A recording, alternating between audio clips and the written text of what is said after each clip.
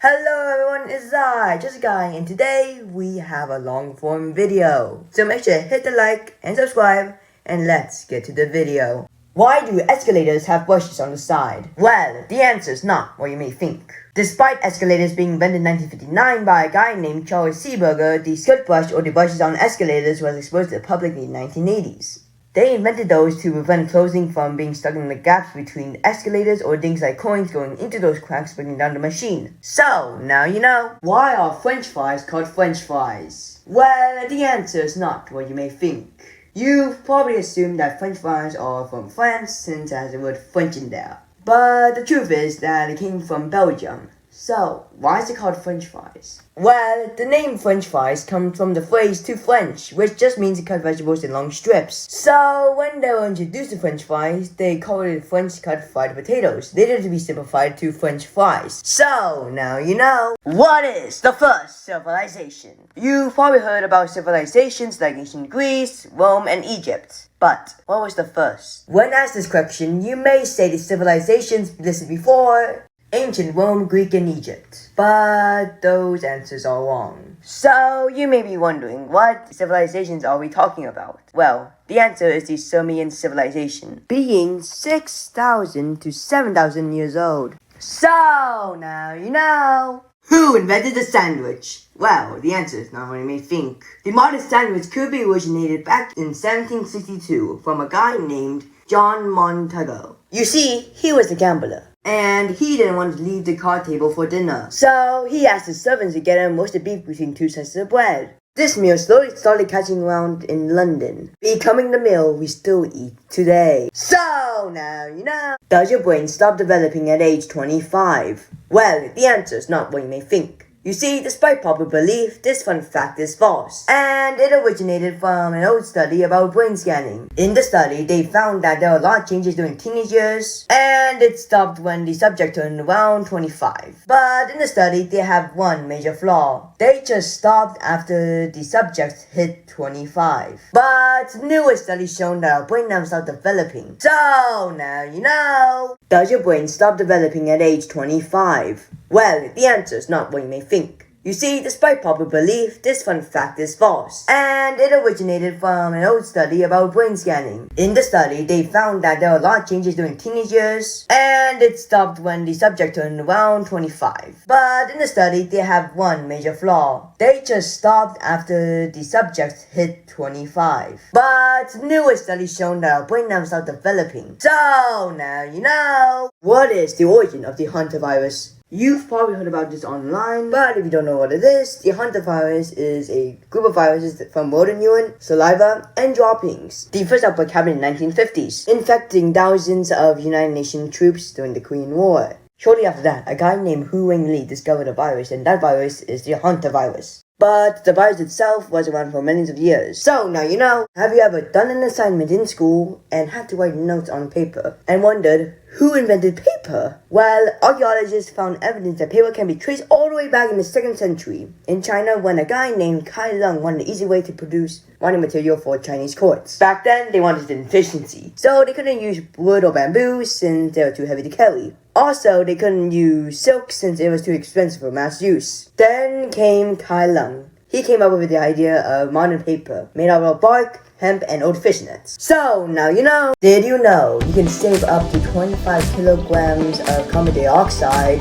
by just one single switch? Well, that switch is air tires. You see, air tires replace pressurized air with a rigid pattern.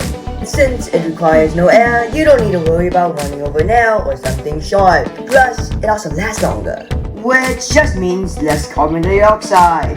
But now you may think, why isn't this road spread?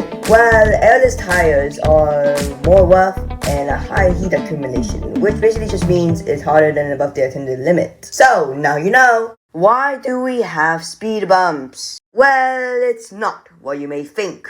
Dating back in 1953, a guy named Arthur Harley Compton You see, he was worried by cars speeding through school zones. So he invented the Holly humps, later being named speed bumps. Speed bumps work by having a vertical deterrent to slow down drivers up to 2 to 10 miles per hour. So now you know. What is DNA? Well, DNA, or in scientific terms, deoxyribonucleic acid, is basically just the instructions for our bodies, and typically made out of adenine, thymine, guanine, and cytosine. When combined, it makes a double helix structure. But small parts of DNA are genes, and those genes code for a thing called mRNA, or scientifically called messenger ribonucleic acid. They travel to ribosomes, which turn the amino acids into proteins. Those proteins basically just help you grow your muscles and bones.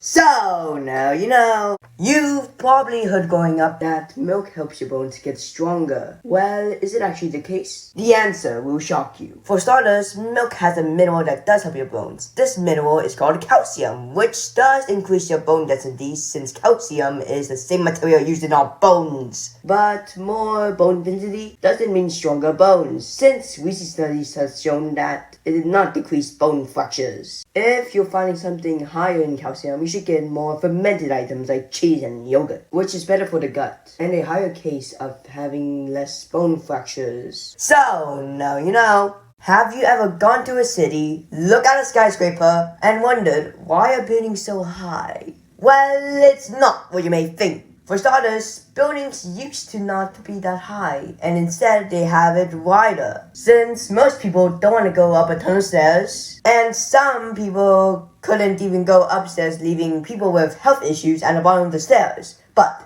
this changed in the mid-1800s, when elevators grew more popular, and elevators solved this issue by helping people go up and down easier. So they have no reason to go wider if they can just go higher and save more space at the bottom for more buildings. So now you know. Have you ever gone up to the sink, getting ready to bed, and brushing your teeth, and later wondered, how does brushing your teeth help you? Well, it's not what you may think. You see, when you're brushing your teeth, you're scrubbing toothpaste on your teeth. And mainly, toothpaste has an ingredient in there called fluoride, which is a naturally occurring mineral that can prevent tooth decay, or better known as cavities. This works since your teeth lose and gain minerals every day. They lose minerals from acid, bacteria, and more, but they gain by gaining minerals like calcium, phosphate, and most effective, fluoride, which is one of the main ingredients in toothpaste. So, now you know. Why do most schools in the US have summer vacation? Well, it's not what you may think. To start off, unlike popular belief, it's not true they came to help farmers in the 1800s. In fact, it could be traced all the way back to cities rather than rural areas. The modern American school calendar originated in the 20th century, where a guy named Horace Mann didn't want overworked students or teachers, and also didn't want hot classrooms. So he invented the modern school calendar we still see today. So now you know. What color is flamingos?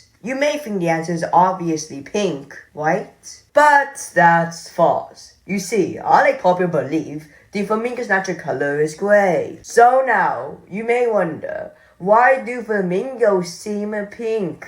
This is mainly due to their diet. The reason why they seem pink is that their diet consists of carotenoids, which is a natural red pigment that can be found in plants, algae, bacteria, but it also includes shrimp, or one of their main food sources, which give them the classic pink color. So, now you know. What came before trees? The answer may not be what you expected. Well, the short answer is that mushrooms came before trees, or they were known as prototaxites. Due to the fact that back in the day, there was a lot more CO2, it helped the mushroom grow taller, and they needed to grow taller so they can spread their s'mores more effectively. So, now you know. What is the oldest game that people still play? Well, it's not what you expect. You may think it will be a game like chess or checkers, but that's not true. The next game you may think of is probably a game like Solitaire, but that's not true. It's a game that was made in 6000 BCE, and that game is called Mancala. So, now you know. Who discovered Uranus? Well, it's probably not what you expect. You see, unlike any other planet besides Neptune, there was no person credited for the discovery of any planet. So, you may think there was no one credited for Uranus, right? But that's false. In 1781, an astronomer named William Herschel was hunting for stars, but noticed there's a blue dot in the night sky. And after they identified it, that it was not a star and in fact a planet. So, now you know. Have you ever went on a long car trip while listening to your favorite artist through your Bluetooth headphones and wondered who invented Bluetooth? But before we can answer that, we need to know why they invented it in the first place. Back in the 1980s, before Bluetooth was invented, everything required wires and was annoying to work around. But that soon changed in 1994 when an engineer named Jaap Hartson led to the invention of Bluetooth. So, now you know, this is a pencil. It's a tool that most of you probably used at one point. But have you ever wondered how they made? Well, it starts off with a wooden stick. Then we drill a hole through. Next, we need to make lead, which is basically just made from clay and graphite and baked at 1500 Fahrenheit. After it cools down, they shape it into the same volume as the hole as we did before. Then they glue the lead inside the wooden casting. Boom! A simple pencil. So, now you know, there are 2 limitations for flight. Yeah, it's true. There's 2 limitations. The first limitation is that they have a weight limit. And when exceeded, it will cause imbalance on the plane.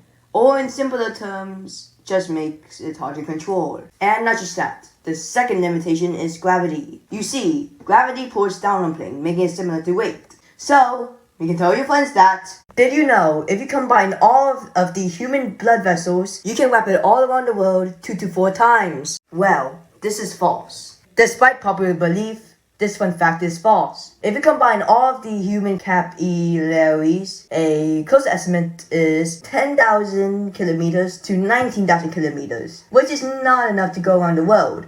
Even if you combine all the blood vessels, it's barely half of the world. So, now you know.